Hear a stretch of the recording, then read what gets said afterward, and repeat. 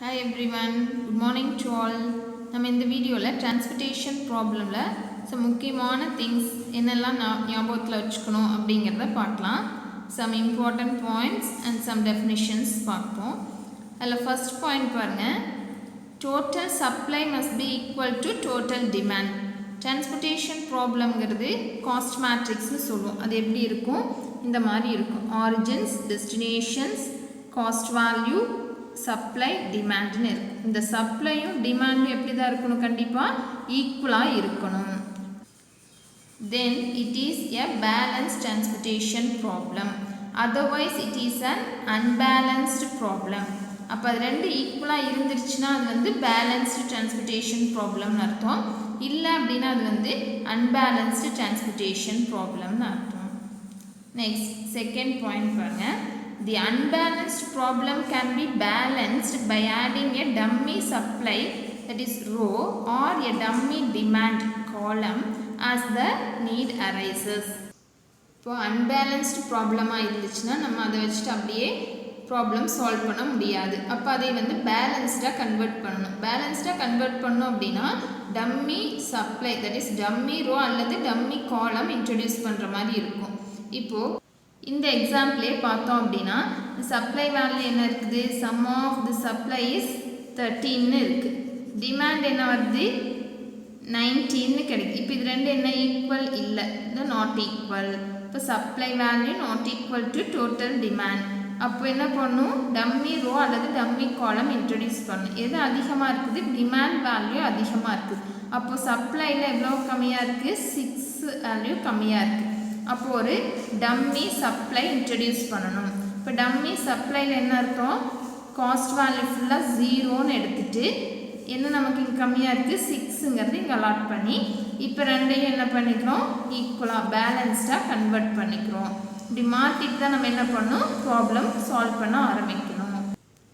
அடுத்து point number 3, if the number of positive allocation at any stage of feasible solution is less than the required number, then the solution is said to be degenerate, otherwise non-degenerate. இப்போ என்ன சொல்கிறாங்க அப்படின்னா, நம்ம supply demand அதாவது balanced unbalance check பண்ணிவிட்டு அதுக்கு feasible solution fine பண்ணும் பொழுது அலாகேஷன்ஸ் வரும். அப்போ ஒரு செல்லில் அலாட்மெண்ட் இருக்கும், ஒரு செல்லில் அலாட்மெண்ட் இருக்காது. சப்போஸ் அந்த அலாட்டட் வேல்யூஸ் வந்து எதுக்கு ஈக்குவலாக இருக்கணும்னு தெரியும் நமக்கு? m plus n minus 1ங்கிற டேர்முக்கு ஈக்குவலாக இருக்கணும். mங்கிறது என்ன? நம்பர் ஆஃப் ரோஸ், nங்கிறது நம்பர் ஆஃப் காலம்ஸ் மைனஸ் 1. அந்த வேல்யூக்கு லெஸ் தேன் தட்டாக இருந்துச்சுன்னா அந்த சொல்யூஷன் பேர் என்னன்னு சொல்லலாம் அப்படின்னா டீஜெனரேட் சொல்யூஷன் அப்படின்னு சொல்லலாம். அதர்வைஸ் ஈக்குவலாக இருந்துச்சு அப்படின்னா நான் டீஜெனரேட் அப்படிங்கிறத இந்த பாயிண்டில் சொல்லியிருக்காங்க. At the point number 4, the transportation table having positive allocations in a cell is called occupied cells, otherwise called empty or unoccupied or non-occupied cells. அதாவது பாசிட்டிவ் அலோகேஷன்ஸ் ஒரு செல் அலாட்மெண்ட் இருந்துச்சு அப்படின்னா அந்த செல்லுக்கு பேர் ஆக்குபைட் செல். இல்லை அப்படின்னா அது பேர் எம்டி செல்லுன்னு சொல்லலாம், அல்ல அன்ஆக்குபைட் செல்ஸ்ன்னு சொல்லலாம், அல்லது நான் ஆக்குபைட் செல்ஸ் அப்படின்னு சொல்லலாம். அடுத்து சம் இம்பார்ட்டன்ட் டெஃபினிஷன்ஸ் பாருங்கள். அதில் ஃபீஸிபிள் சொல்யூஷன் அப்படின்னு சொல்கிறோம். அப்போ அந்த ஃபீஸிபிள் சொல்யூஷன் அப்படிங்கிறது என்ன அப்படின்னா, any solution to a general linear programming problem which satisfies the set of inequalities xij greater than or equal to 0 of the problem is called a feasible solution. அந்த objective function அப்படிங்கிறது அதாவது ஆக்சுவலாக linear LPP அப்படிங்கிறது இந்த மாதிரி இருக்குது. Linear programming problem அப்படிங்கிறது maximise Z objective function subject to the constraints inequalities. இது ஈக்குவல்னா ஈக்குவேஷன் ஈக்குவாலிட்டின்னு சொல்லுவோம். கிரேட்டர் தான் அல்லது லெஸ் தான் இருந்துச்சுன்னா அது இன்இக்வாலிட்டி அப்படின்னு சொல்லுவோம். அப்போ இன்இக்வாலிட்டிஸ் வந்து கன்ஸ்ட்ரைன்ஸ் அப்படின்னு சொல்லுவோம். அப்போ மேக்ஸிமைஸ் இசட்னு கொடுத்தாலும் இப்படி இதை வந்து அப்ஜெக்டிவ் ஃபங்க்ஷன் மேக்ஸிமைஸ் இசட் அல்லது மினிமைஸ் இசட்னு சொல்லுவோம். கன்ஸ்ட்ரைன்ஸுங்கிறது இன்இக்வாலிட்டிஸை சொல்லுவோம். இப்போது feasible solution அப்படின்னா என்னென்னா any solution to the general linear programming problem which satisfies the set of inequalities of the problem is called feasible solution. ஏதாவது சொல்யூஷன் வந்து இந்த இன்இக்வாலிட்டிஸை சாட்டிஸ்ஃபை பண்ணுற மாதிரி கிடைக்கிற சொல்யூஷன்ஸ் அந்த XYZ வேல்யூஸ் தான் வந்து feasible values, feasible solution அப்படின்னு சொல்லுவோம். அடுத்த டெஃபினேஷன் பாருங்கள், பேசிக் feasible solution. feasible solution அப்படின்னா a feasible solution to a m origin and n destination problem is said to be basic feasible solution if the number of positive allocations are m plus n minus 1. அப்போ என்ன அர்த்தம், feasible solution exist ஆயிட்டு அதுக்கு வந்து number of positive allocations என்ன இருக்கணும், m plus n minus 1க்கு ஈக்குவலாக இருந்துருச்சு அப்படின்னா அதை வந்து பேசிக் feasible solutionனு சொல்லிடலாம். If the number of allocations in a basic feasible solutions are less than m plus n minus 1, அப்போ அதை விட கம்மியாக இருந்துச்சு அப்படின்னா அந்த சொல்யூஷன் பேர் degenerate basic feasible solution, DBFS அப்படின்னு சொல்லிடுவோம். அதர்வைஸ் நான் டீஜெனரேட் பேசிக் feasible solution அல்லது நார்மலாகவே அதையே பேசிக் feasible solutionனு சொல்ல முடியும். அடுத்த டெஃபினேஷன் பாருங்கள், optimum solution. A feasible solution not necessarily பேசிக்காக இருக்கணுங்கிற அவசியம் இல்லை. feasible solution என்னென்னு பார்த்தா இன்இக்வாலிட்டியை சாட்டிஸ்ஃபை பண்ணக்கூடிய வேல்யூஸை feasible solution பார்த்தோம். ஸோ அந்த feasible solutionனை வந்து ஆப்டிமல் அப்படின்னு சொல்லணும் அப்படின்னா if it minimizes the total transportation cost, total transportation cost வேல்யூவை மினிமைஸ் பண்ணுற மாதிரி சொல்யூஷன் கிடைச்சு அப்படின்னா அது வந்து ஆப்டிமல் சொல்யூஷன், ஆப்டிமம் சொல்யூஷன் அப்படின்னு சொல்லுவோம். அடுத்தது initial basic feasible solution. There are 3 different methods to obtain the initial basic feasible solution. 3 மெத்தடில் நம்ம யூஸ் பண்ணி என்ன பண்ணுவோம், initial basic feasible solution find பண்ணுவோம். அது என்னென்ன அப்படின்னா north west corner rule, least cost method, Vogel's approximation method. இந்த 3 மெத்தடில் நம்ம எந்த மெத்தட் வேணால் யூஸ் பண்ணி நம்ம என்ன பண்ணலாம், initial basic feasible solution find பண்ண முடியும். நார்த் வெஸ்ட் கார்னர் ரூல்னால் என்ன பார்த்தோம், டாப் லெஃப்ட் கார்னர்லேருந்து செல் எடுத்துகிட்டு அதுலேருந்து அலாட்மெண்ட் சப்ஸ்டியூட் பண்ணிட்டே வரணும்.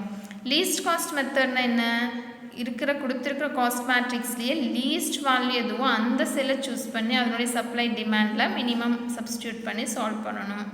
வோகல்ஸ் அப்ராக்சிமேஷன் என்னென்னு பார்த்தோம், பெனால்ட்டி வேல்யூ ஃபைண்ட் பண்ணி அதில் எது மேக்ஸிமமோ அதனுடைய கரஸ்பாண்டிங் ரோ காலம் உள்ள ஸ்மாலஸ்ட் வேல்யூ சூஸ் பண்ணி அதுக்கு சப்ளை டிமாண்ட் சப்ஸ்டியூட் பண்ணி அலாட் பண்ணுவோம். ஸோ இந்த 3 மெத்தட் மூலமாக நம்ம initial basic feasible solution find பண்ண முடியும். Next one, solution for a transportation problem. Solution எப்படி ஃபைண்ட் பண்ணுறது, அதுக்கான அல்காரிதம் தான் இங்கே சொல்கிறோம். Step 1, formulate the problem and setup in the matrix form. கொடுத்துருக்கிற ப்ராப்ளத்தை மேட்ரிக்ஸ் ஃபார்மில் எழுதிக்கணும், அல்லது மேட்ரிக்ஸ் ஃபார்மில் இருந்துச்சுன்னா அப்படியே எடுத்துக்கலாம். அதுக்கு மேட்ரிக்ஸ் ஃபார்மில் எழுதுறது எப்படி அப்படிங்கிறது, objective functions is the total transportation cost. Objective ஃபங்க்ஷனில் சப்ஸ்டியூட் பண்ணி நமக்கு வேல்யூ கிடைக்கிறதா என்ன சொல்லுவோம், டோட்டல் டிரான்ஸ்போர்ட்டேஷன் காஸ்ட்னு சொல்லுவோம். And the constraints R the supply and demand available at each source and destination respectively. அப்போ அந்த கன்ஸ்ட்ரெயின்ட்ஸுங்கிறதுல என்ன சொல்லுவோம், இன்இக்வாலிட்டிஸ்ன்னு சொன்னோம் இல்லையா, அந்த வேல்யூஸ் தான் நம்ம என்ன எடுத்துக்குவோம், காஸ்ட் வேல்யூஸ் அதனுடைய சப்ளை டிமாண்டுக்கு எடுத்துக்குவோம். அடுத்து step 2, obtained and initial basic feasible solution. அப்போ கொடுத்துருக்கிற காஸ்ட் மேட்ரிக்ஸை செக் பண்ணிவிட்டு அடுத்து initial basic feasible solution find பண்ணுறது நம்மளுடைய ஃபஸ்ட்டு ஸ்டெப்பாக இருக்கும். அது எப்படி ஃபைண்ட் பண்ணணும்னு பார்த்தோம், நார்த் வெஸ்ட் கார்னர் ரூல் அல்லது காஸ்ட் மெத்தட் அல்லது வோகல்ஸ் அப்ராக்சிமேஷன் மெத்தட்னு பார்த்தோம். அந்த லீஸ்ட் காஸ்ட் மெத்தடுக்கு அனதர் நேம் என்னென்னா மேட்ரிக்ஸ் மினிமம் மெத்தட்னு சொல்லலாம். Solution must fulfil the following conditions. அந்த சொல்யூஷன் எப்படி இருக்கணும், இந்த 2 கண்டிஷனை சாட்டிஸ்ஃபை பண்ண மாதிரி இருக்கணும். ஒன்று என்னென்னா அந்த சொல்யூஷன் மஸ்ட் பி ஃபீஸிபிள். ஃபீஸிபிள்னு என்ன அர்த்தம், அந்த இன்இக்வாலிட்டிஸை சாட்டிஸ்ஃபை பண்ணியிருக்கணும் அப்படின்னு சொல்லி பார்த்தோம்.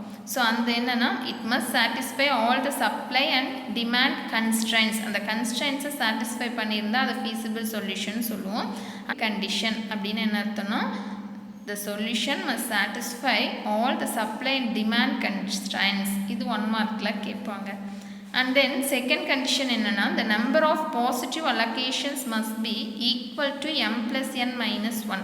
இப்போ positive allocations எப்படி தான் இருக்கணும், must be equal to m plus n minus 1க்கு ஈக்குவலாக தான் இருக்கணும். இருந்தால் தான் அதை வந்து நான் டீஜெனரேட் feasible solutionனு சொல்லுவோம். அண்ட் ஆல்சோ அந்த கண்டிஷன், இந்த 2 கண்டிஷன் சாட்டிஸ்ஃபை ஆயிருந்தால் மட்டும்தான் என்ன சொல்லலாம், அதுக்கு சொல்யூஷன் கரெக்டாக எக்ஸிஸ்ட் ஆகும் அப்படின்னு சொல்ல முடியும். Solution that satisfy both the above conditions are called non-degenerate basic feasible solution சொல்லலாம். 2ல இருந்து initial basic feasible solution find பண்ணிட்டோம். அந்த ஃபைண்ட் பண்ணுற சொல்யூஷன் அந்த 2 கண்டிஷனை சாட்டிஸ்ஃபை பண்ணியிருந்துச்சுன்னா அதான் வந்து நான் டீஜெனரேட் பேசிக் feasible solution சொல்லலாம்னு பார்த்துட்டோம். அதுக்கு அடுத்து ஸ்டெப் 3 என்ன அப்படின்னா test the initial solution for optimality. நம்ம ஃபைண்ட் பண்ண சொல்யூஷன்லேருந்து ஆப்டிமாலிட்டி செக் பண்ணணும். அதை டெஸ்ட் பண்ணுறதுக்கு 2 மெத்தட்ஸ் இருக்குது. ஒன்று வந்து ஸ்டெப்பிங் ஸ்டோன் மெத்தட் அல்லது மாடிஃபைட் டிஸ்ட்ரிபியூஷன் மெத்தட். இந்த 2 மெத்தடில் ஏதாவது ஒரு மெத்தட் யூஸ் பண்ணி ஆப்டிமாலிட்டி செக் பண்ணிக்கலாம். மாடிஃபைட் டிஸ்ட்ரிபியூஷன் மெத்தட் அப்படிங்கிறது மோடி மெத்தட் ஆர் யூவி மெத்தட்னு சொல்லலாம். If the solution is optimal, இது யூஸ் பண்ணி நம்ம என்ன பண்ணோம் ஆப்டிமல் சொல்யூஷன் ஃபைண்ட் பண்ண முடியும். அதாவது அதனுடைய net evaluation Zij minus Cij is equal to ui plus vj minus Cij condition வந்து less than or equal to இருந்துருச்சு அப்படின்னா அது வந்து ஆப்டிமல் சொல்யூஷன் எக்ஸிஸ்ட் ஆகுதுன்னு சொல்லிடலாம். greater than or equal to இருந்துச்சுன்னா மறுபடியும் அந்த ஸ்டெப்ஸை மறுபடியும் ப்ரொசீட் பண்ணணும்னு ப்ரீவியஸ் வீடியோஸில் டீட்டெயிலாக பார்த்துருக்கோம். இப்போ நமக்கு கிடைச்ச சொல்யூஷன் வந்து ஆப்டிமலாக இருந்துருச்சு அப்படின்னா இதோட நம்ம ப்ராசஸை ஸ்டாப் பண்ணிக்கலாம். சப்போஸ் ஆப்டிமாலிட்டி சாட்டிஸ்ஃபை ஆகலை, அது கிரேட்டர் தான் ஆர் 0 எக்ஸிஸ்ட் ஆகுது அப்படின்னா நம்ம என்ன பண்ணணும் மறுபடியும் நியூ இம்ப்ரூவ்மெண்ட் சொல்யூஷன் அதாவது லூப் ஃபைண்ட் பண்ணி அதுலேருந்து தீட்டா ஒரு அலாட்மெண்ட் செல் எக்ஸ்டெண்ட் பண்ணி நம்ம வேல்யூ ஃபைண்ட் பண்ணுவோம். ஸோ அந்த வீடியோனுடைய லிங்க்கை இந்த வீடியோனுடைய டிஸ்கிரிப்ஷனில் ஷேர் பண்ணுறேன், பார்த்து செக் பண்ணிக்கோங்க. சப்போஸ் ஆப்டிமாலிட்டி சாட்டிஸ்ஃபை ஆச்சுன்னா ஸ்டெப் 3யோட கன்க்ளூட் பண்ணிடலாம். இல்லைன்னா என்ன பண்ணணும் இம்ப்ரூவ் சொல்யூஷன் ஃபைண்ட் பண்ணணும். அண்ட் தென் அதுக்காக repeat step 3 until the optimal solution is obtained. இந்த ஸ்டெப் 3யை ரிப்பீட் பண்ணிட்டே இருக்கணும் எப்போ ஆப்டிமாலிட்டி கண்டிஷனை சாட்டிஸ்ஃபை பண்ண வரைக்கும். இதுதான் வந்து solving procedure for transportation problem. இப்போது இந்த வீடியோ உங்களுக்கு யூஸ்ஃபுல்லாக இருக்குன்னு நினைக்கிறேன். டிரான்ஸ்போர்ட்டேஷன் ப்ராப்ளமில் இதுதான் மெயின் கான்செப்ட்ஸ் இருக்குது. இதையே பாருங்கள். இதுக்கான எக்ஸாம்பிள் ப்ராப்ளம்ஸு ப்ரீவியஸ் வீடியோஸில் டீட்டெயிலாக எக்ஸ்பிளைன் பண்ணியிருக்கோம். அதையே இந்த வீடியோனுடைய டிஸ்கிரிப்ஷனில் ஷேர் பண்ணுறேன். பார்த்து டவுட் இருந்துச்சுன்னா கமெண்ட் செக்ஷனில் கமெண்ட் பண்ணுங்கள். சப்ஸ்கிரைப் பண்ணாதவங்க சேனலை சப்ஸ்கிரைப் பண்ணிக்கோங்க. கீப் வாட்சிங். தேங்க்யூ.